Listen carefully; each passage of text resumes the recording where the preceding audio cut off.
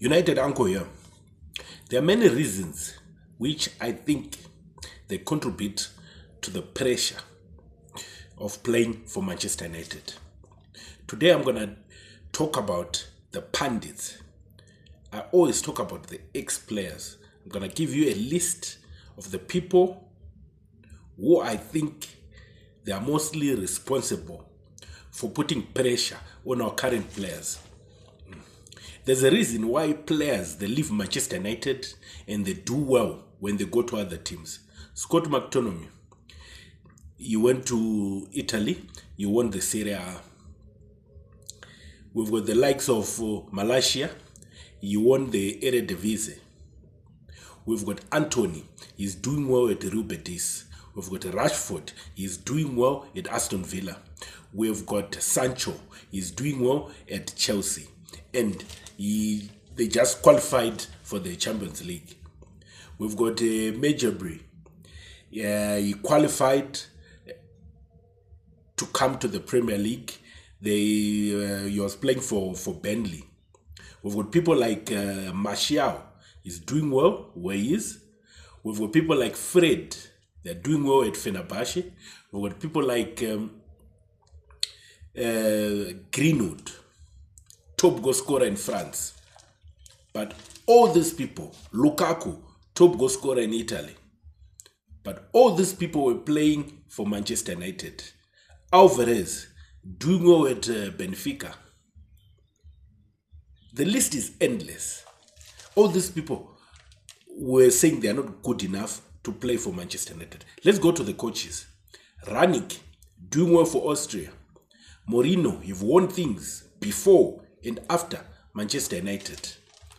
Ten Hag, teams like Bayer Leverkusen, they want him.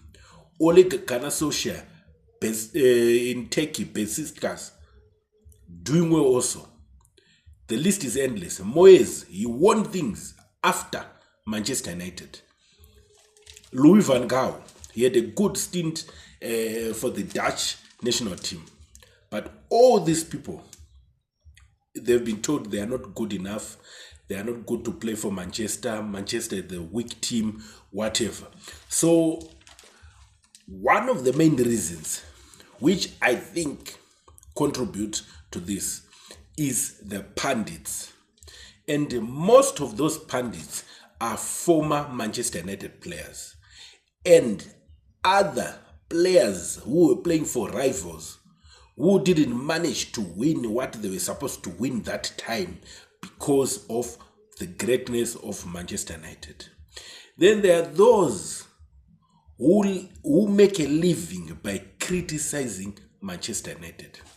People know that if you criticize Manchester United, you get clicks, you get comments, you get likes. That's why you see most big channels, they are talking about Manchester United in a negative way.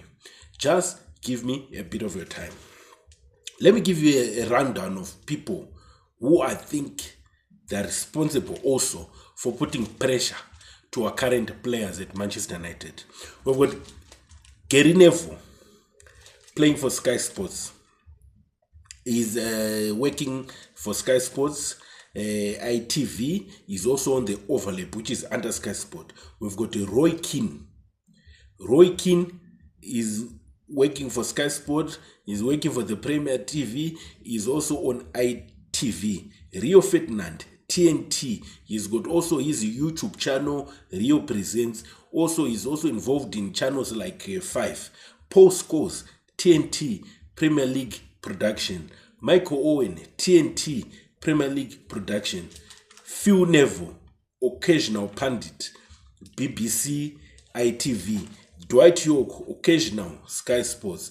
Andy Cole, also on Sky Sports and MUTV. Joan Stam, occasional international news and other Premier League production. Dimitar Berbatov, guest Premier League etc. Owen Hargreaves, TNT, even on the Premier League productions. Lee Sharp, MUTV, Irish TV. Sheringham, BBC, Sky TV, etc. We've got people like Evra on the side who are always called to be pundits and stuff. Then we go for people who are working for MUTV, which is the Manchester United TV. West Brown, Danny Wilber, David May, Ben Thornley, people like that, who are also ex-Manchester United players. There are also other pundits who are not affiliated to Manchester United, but they are very critical. We've got people like Graham Souness, Carragher, Paul Mason, Micah Richards, etc. There's a lot. The list is endless. The list is endless. Then we go to journalists. Just a few. Jonathan Liu, Guardian. Burnley Rennie, Guardian. Mind my pronunciation. English is not my first language. Mikel Delaney, Independent. Daniel Harris, Guardian, freelance. We also have got a list of people who are working for TalkSport. We won't finish their names, but you know TalkSport, they are very critical of Manchester United. We've got a list of people who are working at ESPN, Shaka. What is the guy, the Liverpool guy? If you talk of the host, I don't know what happened. The main host of ESPN, those football pundits, I don't know. I'm forgetting his name. Just drop a comment. What is the name of the main host of ESPN when they talk about football or soccer? Just depend where you are. We go to Sky. We've got people like Carragher, Soloko. We've got Tamesh Seth. We've got Melissa Reddy. We've got Brian Swanson. All these guys, they are very critical. But maybe I can talk of Carragher is the only one who's not that critical. But still, they put a lot of pressure on the current Manchester United.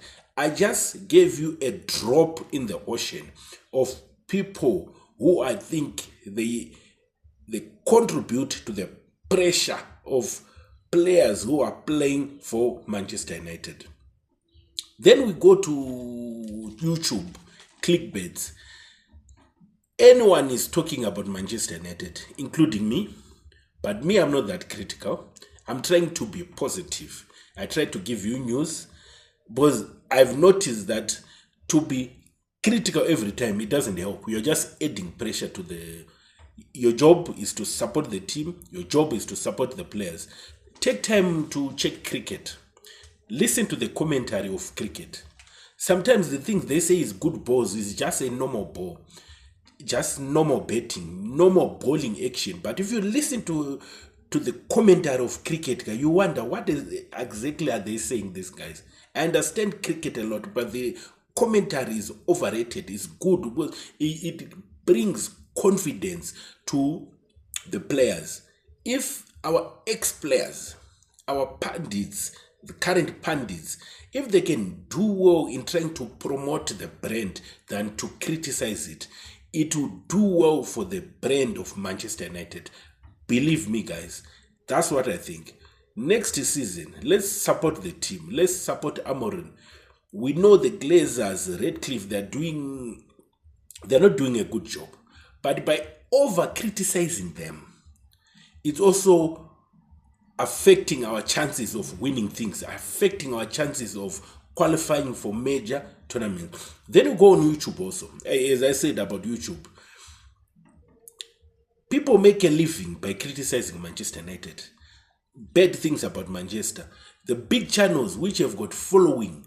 There's one channel which I follow a lot, which motivated me to start this, which is the United Stand. Mostly things which are not wanted at the United Stand, they don't happen again. If there's a player which the club wants, but if that player is criticized too much on the United Stand, they're not going to buy that player. Those things are linked. I can tell you for a fact.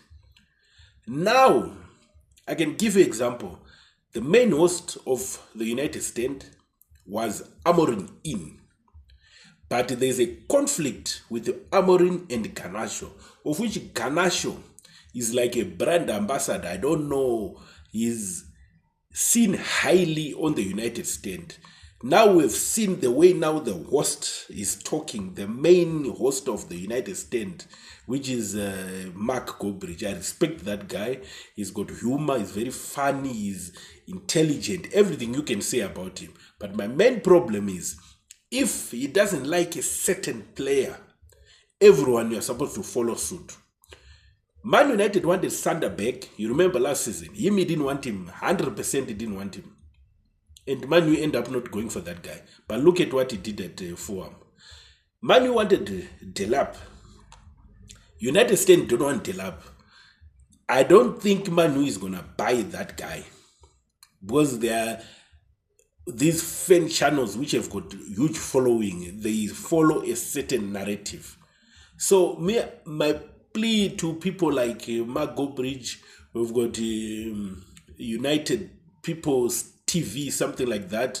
They've got huge following. We've got Stephen, good guy. He talks facts. It's only we are in different countries and we are different people, but we see things the same. Let's be positive. Where we need to call out something, we need to call out something. Then we've got also this issue about not having a British passport or not being a British citizen. Those players tend to be overly criticized. They tend to be overly criticized. As long as you don't have a British passport, you're not a British citizen, you're overly criticized. That's why you see those players, when they go out, it's only Scott McTominay and Mason Greenwood. But the rest, they're overly criticized because they are not from England. That's how I see things. The coaches, they're overly criticized because they are not British, most of them. And some of these pundits, they are qualified coaches. They would love it to be part of the setup of Manchester United. So if you don't get a job, you don't get a gig, what next should you do? Is to criticize the players, is to criticize the coach's selection, is to criticize everything what the coach says. Because you want him to be fired. If he's fired, maybe the next person who's going to come is going to call you, you're a chommy. Remember these guys, I know there's a ex-Manchester United WhatsApp group. I won't be shocked. People like Ruud van Nistelrooy are in that group. We know Rio Ferdinand is always talking about that. People like Danny Welbeck are there. There's a lot of ex-Manchester United players who are in that group. So imagine like a player like, let's just say Ruud van Nistelrooy got the gig. There's a high chance that you take some of the assistants, if it's a permanent, in that clique or in that group. Now Manchester United, they go and employ other foreign coaches. They go to Portugal, Mourinho, they go to Netherlands, Louis van Gaal, Ten Hag, they go to Austria, to Germany for Rangnick. Now they're in Portugal. They are not taking in Britain or to directly ex-players of Manchester United. So what do you think the criticism of those guys is? Amorim was criticized for his system for day one. Amorim was criticized for his system. But if you look at Manchester United matches, it's not the system per se, because Manchester United do create chances a lot. We just lack proper clinical strikers. And we've got this tendency that after playing well, when we just concede a chance, it's a goal. So we need clinical strikers, people who know how to put the ball in the back of the net. And we need a goalkeeper. Then maybe one energetic midfielder. The rest is history. Manchester United is not that bad. We just lack a certain skills in certain areas. But we'll be good to go. I don't know, guys. What do you think with my video? If you liked my content, if you liked what I'm saying, if you think I'm talking bad or I'm not talking nice, whatever, drop a comment. Advise me what I should talk. Do you think I had a point or I didn't have a point? You're welcome. Feel free. Share this video. talk to your friends, talk to everyone. The season is ended, but for us is the beginning of the season because we're already preparing for next season. This is United Uncle. Thank you.